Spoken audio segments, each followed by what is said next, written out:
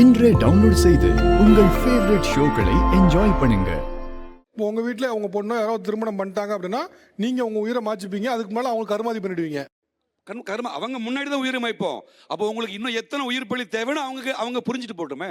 நான் இன்னொன்று கேட்குறேன், அவரவர் சாதியில் பொண்ணு மாப்பிள்ளையே கிடையாதா?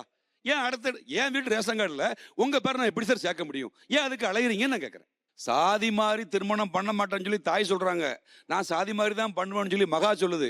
ஒரு சின்ன சம்பவம் இங்க சொல்றேன். இந்த ஒரு டைட்டில்லையே தாய் மகளது நிகழ்ச்சியிலே ரெண்டு பேரும் பிரிஞ்சு உட்கார்ந்துருக்காங்க பாருங்க சார். தாய் மக பிரிஞ்சுலாம் உட்காந்துல சார், வீட்ல நாங்க நல்லா ஒண்ணாதான் இருக்கிறோம். ஓகேங்களா? நடிப்பா இப்போ இல்ல நாங்க வீட்ல எல்லாம் ஒண்ணாதான் இருக்கிறோம்.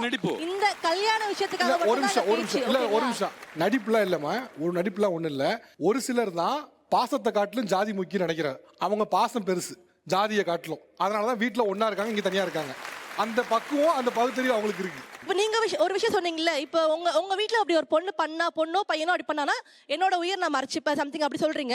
இருக்கிறத விட அதோட முட்டாள்தனம் வேற எதுவுமே இல்ல சார். ஆக்சுவலா இந்த இப்ப நீங்க பேசினதுலே ரொம்ப ஒஸ்டான திங்னா அதுதான். நான் வந்து கோவமா பேசுறேன் அப்படிலாம் இல்ல. ஏன்னா நீங்க பேசுற அக்செப்ட் பண்ணவே முடியல. அப்படி வந்து ஒரு பேரண்ட் நினைச்சாலும் இங்க இருக்க யாராலுமே கல்யாணம் பண்ணிக்க முடியாது சார். பண்ணக்கூடாதுன்னு தான் சொல்றேன். இல்ல உயிரை மாச்சிக்கிடுவாங்கிறது முட்டாள்தனம்னா ஓப்பனா அவங்களை ஹர்ட் பண்ற மாதிரி இருக்கலாம். அறியாமைன்றது சரியான வார்த்தையா இருக்கும் சார். நீங்க அறியாமையில இருந்து என்னைக்கு வெளியே வரீங்களோ அன்னைக்கு அந்த சேர்ல இருந்து நீங்க வந்து நாங்க வர மாட்டோங்க. நாங்க வர மாட்டோம். எங்களுடைய தாய் தந்தையருடைய உயிர் பலிகள் நடந்துகிட்டே இருக்கும். நீங்க சந்தோஷமா வாழணும்னு வாழ்ந்துக்கோங்க.